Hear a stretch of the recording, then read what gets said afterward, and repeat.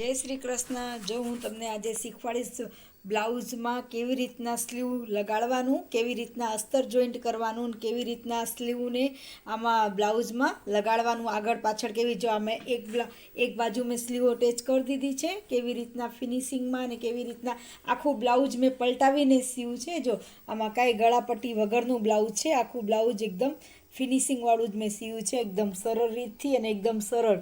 हूँ આવી રીતના હું તમને શીખવાડું કેવી રીતના આમાં સૌથી પહેલાં અસ્તર કેવી રીતના જોઈન્ટ કરવાનું। જો અસ્તર કેવી રીતના આમાં જોઈન્ટ કરવાનું, પહેલાં સીધા બાજુ આ સીધું કાપડ છે એ બાજુ આપણે આવી રીતના આમાં મૂકી દેવાનું અને આમાં અસ્તરમાં કેવી રીતના આ અસ્તરમાં થોડું કાપડ ટૂંકું હતું તો આ જો મેં અહીંયા સાંધો જોઈન્ટ કર્યું છે। સાંધો આપણે 4 કટ કરવાના, બે બાજુ જોઈન્ટ, એક બાજુ નહીં, આ જો મેં બે બાજુ એટલે એક સરખું આવે એટલે મેં એ બાજુ કટ કર્યું હતું। કટ કરીને અને પછી અહીંયાથી મેં આ જો હવે આ સાંધો જોઈન્ટ કરીશ। જો આ સાંધો અહીંયાથી હવે આને જોઈન્ટ કરીને જો આવી રીતના મૂકીને પછી આપણે આ અડધું જે કટ કર્યું છે ત્યાંથી આપણે આને સિલાઈ આવી રીતના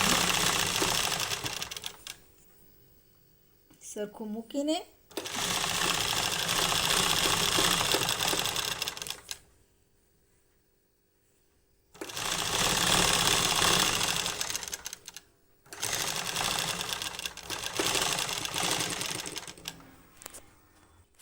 जो हवे पछी आवी रीतना आम खोली देवानुं। पछी जी बाजू आपणे अटेच कर्युं ने ई ज बाजू आ अस्तर ने आ स्लीव ने अस्तर ने आम राखीने जो आम राखीने पछी आ सिलाई एक सिलाई पाछी आवी रीतना आम करवानी सिलाई आ बाजू बेसाड एटले पाછી આપણે પલટાવશું એટલે સિલાઈ સરખી થઈ જાય। હું તમને સિલાઈ કરીને પછી બતાવું।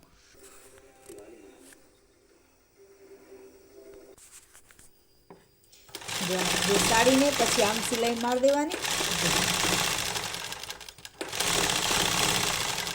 આમ હાથને રાખતું જવાનું આપણે પહેલાં જો આંગળીથી આવી રીતના સેટ કરતું જવાનું।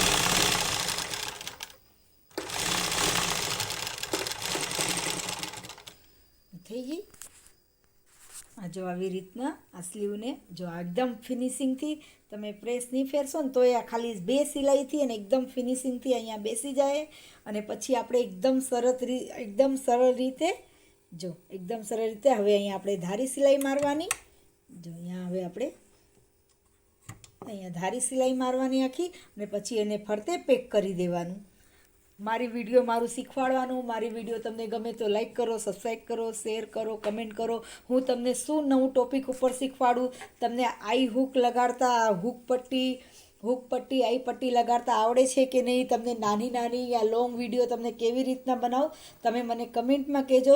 तमने अस्तर जोइंट करता, अस्तर पलटावता अने आ टक्स केवी रीतना ब्लाउज में मैं आ टक्स लीधा है, केवी रीतना टक्स लेवानुं ए बधुं तमने नथी आवड़तुं। केवी रीतना निशान करवाना, एक टक्स मांथी बीजा सामेना ब्लाउज में केवी रीतना लई लेवानुं ए बधुं तमने शीखवुं होय तो तमे मारी विडियो में कमेंट करजो अने तमे लाइक करो, सब्सक्राइब करो, शेर करो।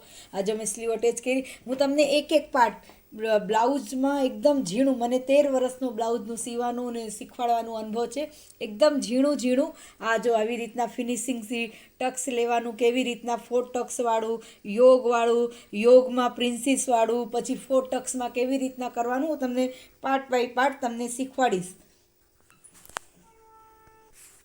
आ जो आवी ज रीतना आमां पछी सीधा बाजू फिनिशिंग थी सिलाई मारी देवानी। सिलाई में तमारे एटलुं ध्यान राखवानुं, हाथेथी प्रेस करतुं जवानुं अने हाथेथी जो आम आम आंगળી રાખીને त्यारे सिलाई एकदम सीधी अने एकदम सरल सिलाई आवशे। जो एकदम सीधी अने एकदम આવી રીતના અહીંયાથી પછી આમ ધીમે ધીમે આવી રીતના શીખવામાં થોડીક વાર લાગે એટલે એમાં એકદમ નિરાતે શીખવાનું, ખોલા ન પડે। બ્લાઉઝમાં અડધી કલાક મોડું થાય ને એ હાલે, પણ એકદમ નિરાતે ઉતાવળે નહીં શીખવાનું કે મારું બ્લાઉઝ બીજા ફટાફટ સીવી લે, હું કામ નથી સીવી શકતી એવી રીતના નહીં। એકદમ નિરાતે શાંતિથી સીવાનું। જેટલું શાંતિથી જેટલું નિરાતે સીશો ને એટલું ફિનિશિંગવાળું ને એટલું સરસ બ્લાઉઝ થશે। આ જો મેં આખું આમાં अस्तर जोइंट करीने पछी आ वधारानुं जे अस्तर होय आ वधारानुं होय ए बधुं आपणे कट कर देवानुं। एकदम कट करीने पछी हूँ केवी रीतना लगावुं ए तमने समजावी दऊं।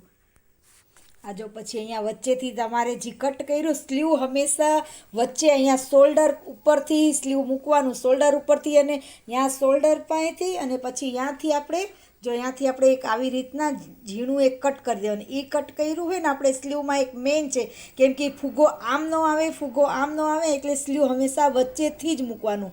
જો અહીંયાથી આપણે આ કટ લગાવ્યું છે, આ મેન છે, તમે શીખી લ્યો. જો આવી રીતના કટ લગાડી દેવાનું. ત્યાંથી પછી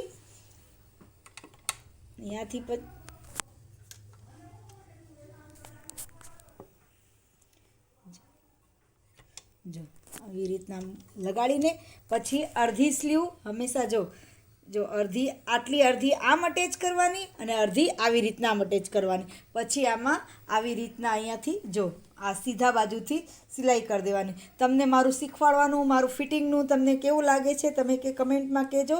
અને મારી વિડીયો ગમે તો લાઈક કરજો, સબસ્ક્રાઈબ કરજો, શેર કરજો, કમેન્ટ કરજો. જય શ્રી કૃષ્ણ. જય શ્રી કૃષ્ણ. જો આપણે આજે લોંગ બ્લાઉઝનું કટિંગ કરતાં શીખવું છે કે લોંગ બ્લાઉઝ જે માળવારી બ્લાઉઝ, દરબારી બ્લાઉઝ, જે આપણે માજી પહેરે લોંગ બ્લાઉઝ, એ બ્લાઉઝ છે આપણે એનું હજી આજે માપ લેતા આમાં શીખવાનું છે કે કેવી રીતના માપ લેવાનું છે.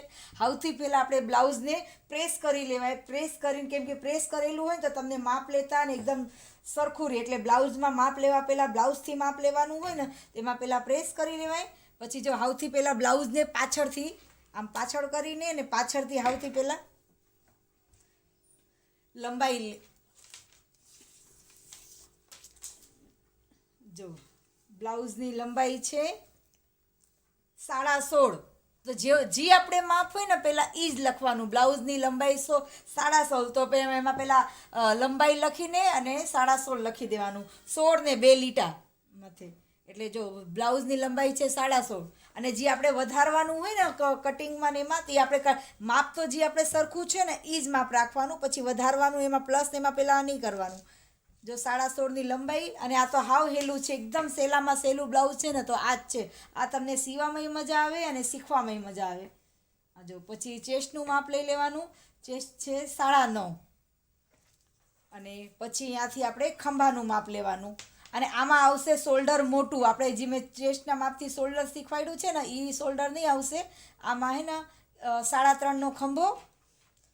અને કેમ કે આગળ પાછળ આખું ગળું છે, જો પાછળ એકદમ પેક ગળું છે અને આગળ ટૂંકું જ છે, એટલે આમાં ખંભો મોટું લેવા. આમાં શોલ્ડરથી, કેમ કે જો આમાં શોલ્ડર કેટલું છે, અહીંયાથી જો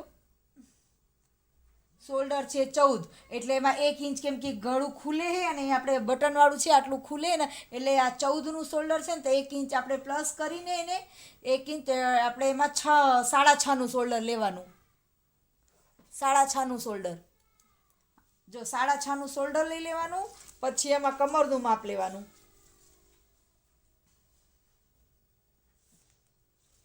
કમર છે 32ની કમર છે. અને પછી સ્લીવનું માપ લેવાનું. પછી આ સ્લીવ છે, જો આ સ્લીવનું માપ લેવાનું.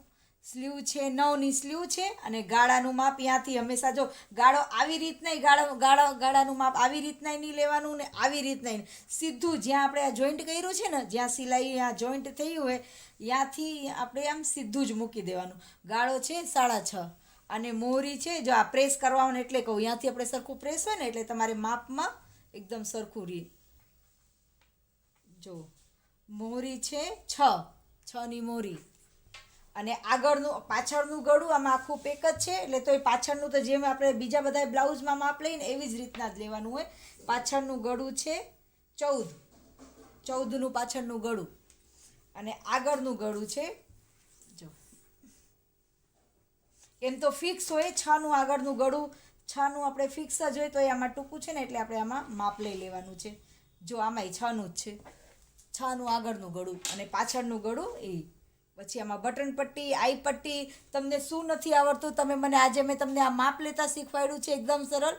પછી તમને આઈ પટ્ટી, બટન પટ્ટી જે તમારે શીખવું હોય ને એ મને કમેન્ટમાં કહેજો, તો હું તમને બટન પટ્ટી, આઈ પટ્ટી અને કેવી રીતના આ સાદું બ્લાઉઝનું ડ્રોઈંગ કેવી રીતના કરાય હું બધું તમને સ્ટેપ બાય સ્ટેપ શીખવાડીશ.